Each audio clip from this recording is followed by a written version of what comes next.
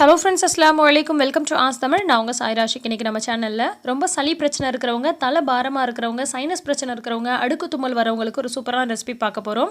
இதை நீங்கள் வாரம் ஒரு முறை எடுத்துக்கிட்டீங்க அப்படின்னு சொன்னால் உங்களுக்கு அது நிரந்தரமாகவே க்யூர் ஆகிறதுக்கு வாய்ப்பு இருக்குது. இப்போ இந்த ரெசிபி எப்படி செய்கிறதுன்னு பார்க்கலாம் வாங்க. இப்போ ஒரு மிக்சர் ஜார் எடுத்துக்கிறேன். இதில் 1 டேபிள் ஸ்பூன் அளவுக்கு முழு மிளகு சேர்த்துக்கலாம். கூடவே 1/2 டேபிள் ஸ்பூன் அளவுக்கு சீரகம் எடுத்துக்கிறேன். பெருஞ்சீரகம் இல்லைங்க, சீரகம். கூடவே தேவையான அளவுக்கு உப்பு சேர்த்துக்கலாம். உப்பு வந்து கொஞ்சமாக சேர்த்துக்கோங்க. இப்போ இதை நல்லா பொடி பண்ணி எடுத்துகிட்டு வந்துடலாம். ரொம்ப நைஸாக மையணும் அப்படின்ற அவசியம் கிடையாது. ஓரளவுக்கு மஞ்சாலே போதும். இப்போ இது கூட ஒரு வெங்காயம் ரஃப்பாக கட் பண்ணி வச்சுருக்கேன், அதை சேர்த்துக்கிறேன். கூடவே ஒரே ஒரு தக்காளி கட் பண்ணி வச்சுக்கிறேன், அதையும் சேர்த்துக்கிறேன். ஒரே ஒரு டேபிள் ஸ்பூன் அளவுக்கு இஞ்சி பூண்டு விழுது சேர்த்துக்கிறேன். இது எல்லாத்தையும் சேர்த்துட்டு லைட்டாக அரைச்சி விட்டு எடுத்துக்கலாம். ரொம்ப நைஸாகணுன்ற அவசியம் இல்லை, லைட்டாக கொரகொரப்பாக அரைச்சி விட்டாலே போதும். பாருங்கள், இந்த மாதிரி இருக்கணும். இப்போ நம்ம அரைச்சி வச்சுருக்க விழுதை ஒரு ஓரமாக வச்சுக்கலாம். இப்போ ஒரு 4 அல்லது 5 நண்டு போல் எடுத்திருக்கேன். சூப் வைக்கிறதுக்கு நம்ம பெரிய பெரிய நண்டுகள் சூஸ் பண்ணுற அவசியம் இல்லை. சின்ன சின்ன நண்டுகளாக இருந்தாலே போதும். ஒரு 4 அல்லது 5 நண்டு எடுத்துக்கோங்க.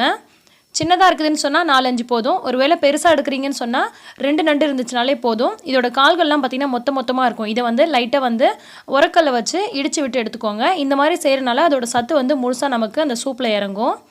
இப்போ தாளிக்கிறதுக்கு ஒரு வானல் அடுப்பில் வச்சுக்கிறேன். கொஞ்சமாக நல்லெண்ணெய் சேர்த்துட்டு 1 டீஸ்பூன் அளவுக்கு சீரகம் சேர்த்துக்கிறேன். சீரகம் பொரிஞ்சதும் ஒரே ஒரு பச்சை மிளகாய் இந்த மாதிரி உடச்சி விட்டு சேர்த்துக்கலாம். கூடவே நம்ம அரைச்சி வச்சுருக்க விழுது இருக்கு இல்லையா, அதையும் சேர்த்துட்டு 1/2 டீஸ்பூன் அளவுக்கு மஞ்சள்தூள் சேர்த்துக்கிறேன்.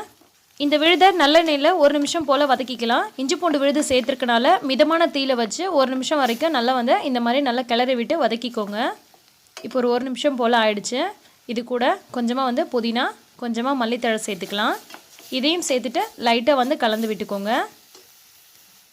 கூடவே நம்ம இடித்து வச்சுருக்க நண்டு இருக்கு இல்லையா, அதையும் இது கூட சேர்த்துக்கலாம். சேர்த்துட்டு இந்த மசாலா பொருட்கள் எல்லாமே நண்டுக்குள்ளே நல்லா படுற மாதிரி இந்த மாதிரி நல்லா பிரட்டி விட்டுக்கோங்க. இப்போ நம்ம தேவையான அளவுக்கு தண்ணி சேர்த்துக்கலாம்.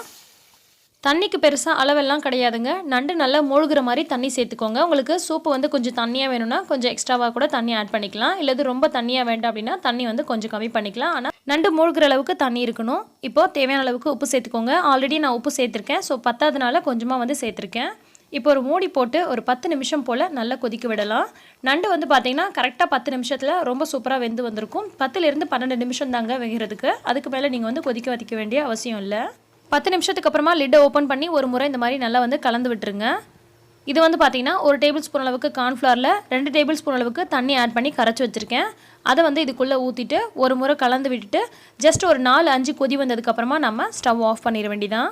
இது அந்த சூப்புக்கு ஒரு திக்னஸ் கொடுக்கும், அதுக்காக தான் ஊற்றுறோம். இதுக்கு பதிலாக நீங்கள் அரிசி மாவில் தண்ணி கூட கலந்து விட்டு ஊற்றிக்கலாம். இதை ஒரு முறை குடிக்கும் போதே உங்கள் உடம்புல இருக்கக்கூடிய சளியெல்லாம் நல்லா முறிஞ்சு வெளியில் வர ஆரம்பிக்கும். வாரத்துக்கு ஒரு முறை எடுத்துக்கிட்டீங்க அப்படின்னு சொன்னால் சைனஸ் பிரச்சனைலாம் கூட உங்களுக்கு நிரந்தரமாக க்யூர் ஆகிறதுக்கான வாய்ப்பு இருக்குது. கண்டிப்பாக அதை ட்ரை பண்ணி பாருங்கள். இந்த ரெசிபி உங்களுக்கு பிடிச்சிருந்தா கண்டிப்பாக லைக் பண்ணி மற்றவங்களுக்கும் ஷேர் பண்ணுங்கள். மறக்காமல் ஆஸ் தமிழ் சேனலை சப்ஸ்கிரைப் பண்ணிடுங்க. எல்லா புகழும் இறைவனுக்கே. நன்றி.